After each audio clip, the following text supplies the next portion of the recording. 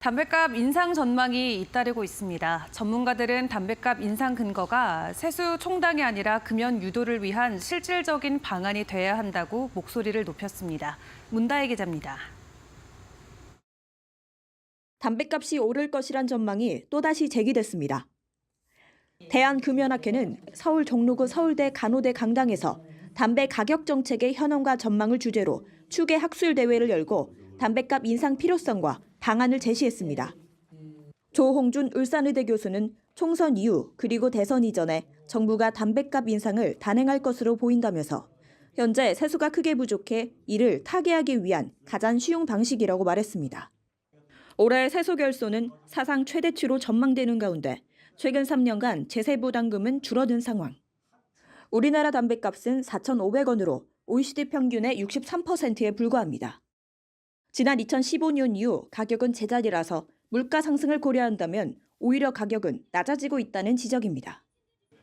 지난달 담배업계에서도 정부가 내년 말 최대 8,000원으로 담뱃값을 인상할 것을 발표, 이듬해인 2025년 시행할 것이라고 예측한 바 있습니다. 조성일 서울대 보건대학원 교수는 가장 시급한 것은 사실상 낮아지고 있는 담뱃값의 정상화라면서 편의점 판매를 중지하고 전문점 판매만 허용해야 흡연율을 줄일 것이라고 했습니다. 핵심은 담뱃값 인상의 명분입니다. 단순히 세수 부족을 근거로 가격을 올린다면 여론이 부정적이기에 국민적인 공감대 형성을 위해 국민 건강의 증진이 핵심 요인이 돼야 한다는 겁니다.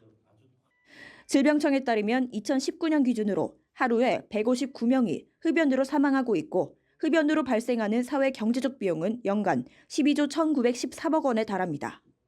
재정당국 중심에서 세금 인상합시다라고 하면 담배세 올립시다라고 하면 부담스럽죠. 어떤 국민이 좋아하겠습니까? 그렇지만 이 담배 규제 정책의 일환으로서 담배세를 인상하는 것은 국민 건강을 위한 것이다라고 하는 게 너무 중요한 메시지이기 때문에 학회가 내놓은 담뱃값 인상안은 충분하고 정기적인 인상입니다. 담배 규제 정책으로서 의미 있는 흡연율 감소가 가능토록 충분한 폭으로 가격을 올리고 물가와 연동한 정기적인 인상의 필요성을 제기했습니다. 현재 낮아 있는 가격을 어느 정도까지 올릴 수 있는 원포인트도 필요하고 그리고 그 이후에 물가 연동제를 통해서 또 지속적으로 올라갈 수 있는 거. 그래서 어떻게 보면 흡연자들에게는 담배세가 향후에 이만큼 올라갈 수 있구나. 내가 어느 시점에서는 정말 끊어야 되겠구나라고. 비가격 정책도 강조했습니다.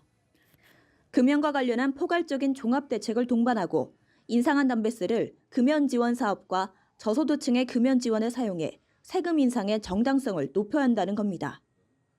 담뱃값 결정의 핵심인 기재부 산하의 연구기관 한국조세재정연구원은 니코틴과 타르 함량에 따라 세금을 차등 적용하는 방안을 내놨습니다.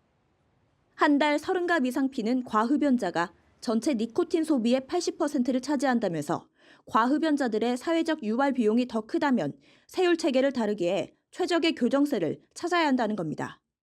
한편 국회에서도 이번 학술대회에 큰 관심을 보인 것으로 알려져 담뱃값 인상에 관한 움직임은 본격화될 것으로 보입니다. 이데일리 TV 문다혜입니다.